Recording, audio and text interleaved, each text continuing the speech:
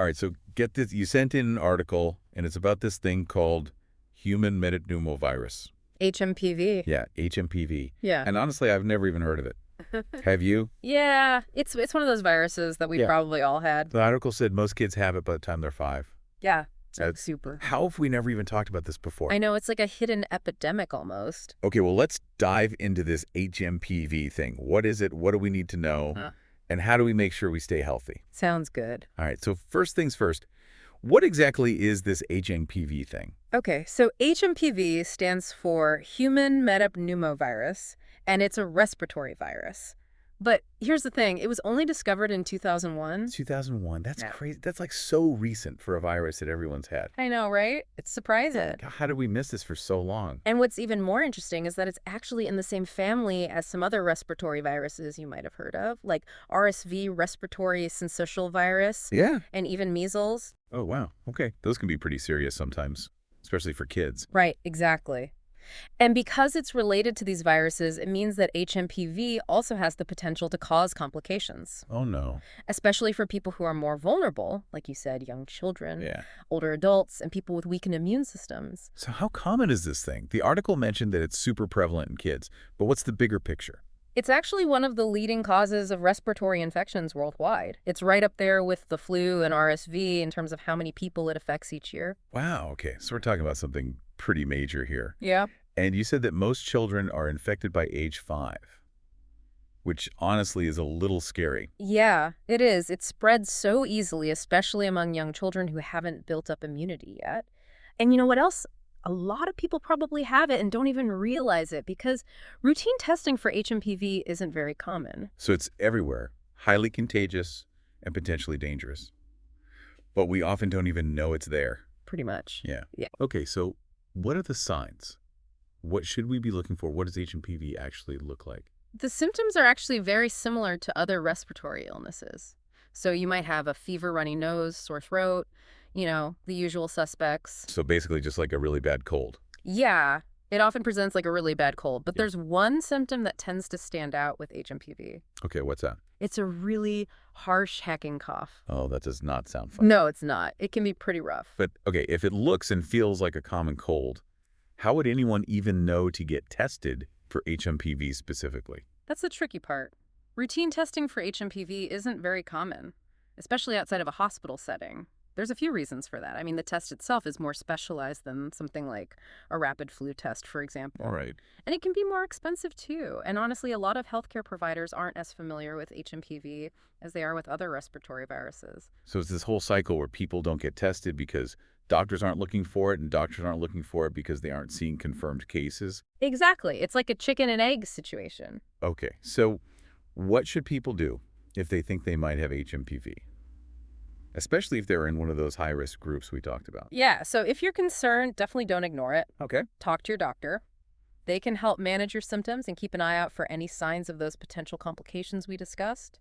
And they might even consider testing, especially if you're in a high-risk group or if your symptoms are really severe. That makes sense. Yeah. So how does this thing actually spread? Like most respiratory viruses, HMPV spreads through those tiny droplets that we release when we cough or sneeze. And it can also be spread through direct contact with surfaces that have those droplets on them. So pretty much the same precautions as with colds and flu.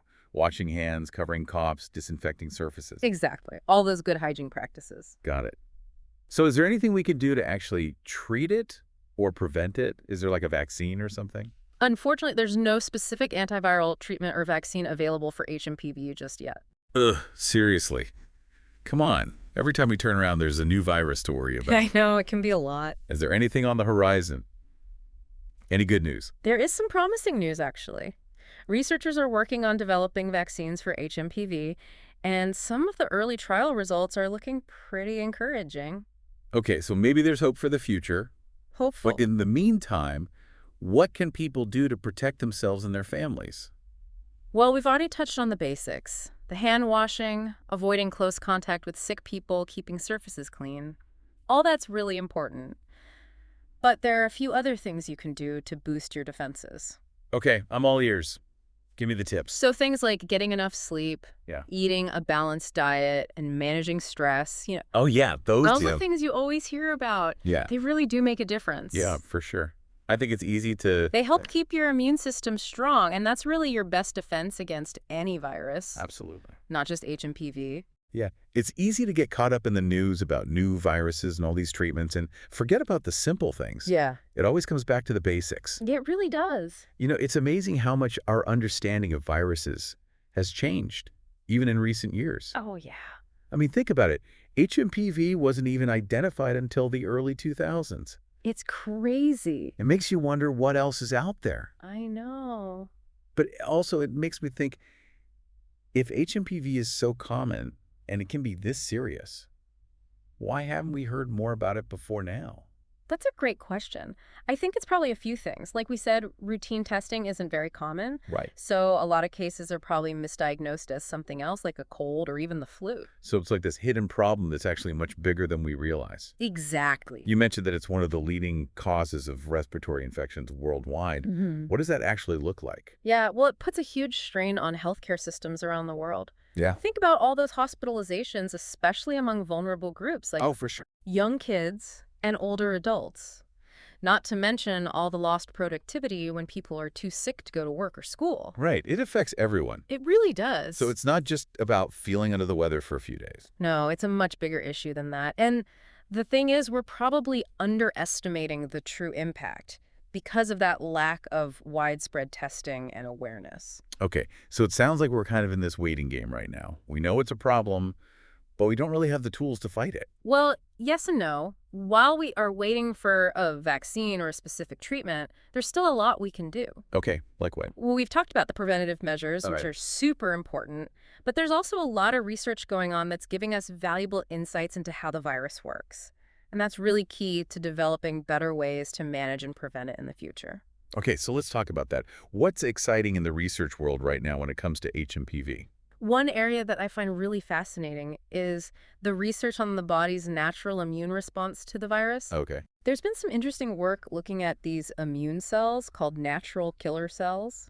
Oh, I've heard of those. Aren't they Ah. like the immune system's rapid response team? Exactly. They attack invaders before the rest of the immune system even gets a chance to mobilize. Yeah. And what researchers have found is that natural killer cells actually play a crucial role in controlling HMPV infection. Oh, wow. And this is huge because it opens up the possibility of creating treatments that boost these natural killer cell responses. So like harnessing the power of the body's own defenses. Exactly. That's so cool. It's pretty amazing. And there's more. There's also a lot of promising research going on around monoclonal antibodies. Those are like lab-created antibodies, right? Yeah, they can target specific viruses. Yeah. And scientists are working on developing monoclonal antibodies that can neutralize HMPV. So that could be a game changer. It really could, especially for preventing severe infections in those high-risk groups. Wow, this is really encouraging. Oh. I'm amazed by how much progress has been made in such a short amount of time. It's really impressive how quickly research can move when there's a need. Especially with a virus that was just discovered recently. It's a real testament to all the scientists working on this. Yeah, absolutely. It's like we're peeling back the layers of this virus, uncovering its secrets and figuring out how to fight back. I love that analogy. Yeah. And it's funny how we started this deep dive knowing practically nothing about HMPV, and now we're talking about all these cutting-edge therapies and stuff. It's wild, I know. Yeah. It just goes to show that you never know what you're going to find when you really dive into something. Speaking of diving deeper, I have another question. We've talked a lot about prevention and treatment, but what about public health? Yeah. I mean, if this is so common and potentially serious, shouldn't there be a bigger effort to address it on a larger scale? Absolutely. And I think we're starting to see that shift happen. Public health officials are definitely paying more attention to HMPV now. Okay, so what are they doing? Well, for one thing, there's a push for more awareness among healthcare providers. Because like we said, many doctors aren't very familiar with it. Right. So that lack of awareness can lead to misdiagnoses and delayed treatment. And we also need more routine testing. Yes, definitely. If we're not identifying the virus consistently, we can't really track its spread or put effective prevention strategies in place. So it's about moving beyond individual protection and thinking about how we address this as a community. Exactly. And it goes even further than that. There's also increasing global collaboration happening to share research and data on HMPV. That's great. Yeah, it's really important because it allows us to learn from each other's experiences compare different approaches, and develop more effective strategies for controlling the virus worldwide. That's amazing. It really is. When it comes to global health challenges like this, the more collaboration, the better. I love it. So it sounds like we're moving in the right direction. I think so. Yeah. We're gaining a better understanding of the virus every day, and with that knowledge comes the power to prevent and manage it better. This is what I love about these deep dives. We start with a question and end up uncovering a whole world of new ideas. It's true. There's always more to learn.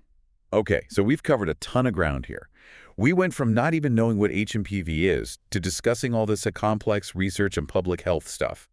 I think it's safe to say we're all a little smarter now. I definitely feel smarter. Well, before we get too carried away with our newfound HMPV expertise, let's take a quick break and then we'll come back and wrap up our deep dive into this surprisingly fascinating virus. All right, we are back and ready to wrap things up. Yeah. You know, we learned so much about HMPV. I know. It's amazing how much we covered. It's crazy. We started not even knowing what it was, and now we're like experts. Almost right. We've come a long way. So for our listeners out there, what's the big takeaway here? What should people do with all this new knowledge about HMPV? Well, I think the main thing is don't panic. Most of the time, HMPV infections are mild and they just clear up on their own. Okay, that's good to know. But it's still important to be aware of the virus, know what the symptoms are, and take steps to protect yourself and others, especially people who are more vulnerable. That makes sense. Yeah. We've talked about the individual things people can do, like washing their hands and staying home when they're sick. Yeah. But we also talked about needing like a bigger public health approach. Right. It's going to take a multi-pronged approach to really tackle this. So what would that actually look like in real life? Well, I think one of the key things is to increase awareness among healthcare providers. So doctors and nurses are more likely to consider HMPV when they're diagnosing someone, Right. Educate them about the virus and the symptoms and the importance of testing. Yeah, especially with those high-risk groups. Exactly. Because if doctors aren't even thinking about HMPV, they're not going to test for it. Right. And then we were talking about needing more widespread testing in general. Yeah, absolutely. Especially during those peak seasons, so we can get a better handle on how common it really is and where it's spreading. Yeah, because if we don't even know that basic information, how can we develop effective strategies to prevent it? Right. We need data to drive those decisions. Okay, so it sounds like we're at kind of a turning point with HMPV. We're starting to understand it better. We have promising research, and there's this push for a more coordinated response. Yeah, I think that's a great way to put it. It's a really exciting time to be following HMPV research. And I'm optimistic that we'll see some major progress in the next few years. I am too. You know, it's amazing to think that just a few years ago, nobody had even heard of HMPV. And now here we are talking about it on the show and learning about all this groundbreaking research. It just goes to show that staying curious and informed can really make a difference. Absolutely. Well, on that note, we are going to wrap up our deep dive into the world of HMPV. But the conversation doesn't have to end here. Keep learning. Yeah, keep learning. We encourage you to go out there, learn more about the latest research, and talk to your healthcare provider if you have any concerns. And don't forget all those preventative measures we talked about. Even simple things can have a big impact. Such good advice. All right, that is it for this episode of The Deep Dive. We will be back next week with a whole new topic ready to dive in and explore. So until then, stay curious, stay informed, and stay healthy.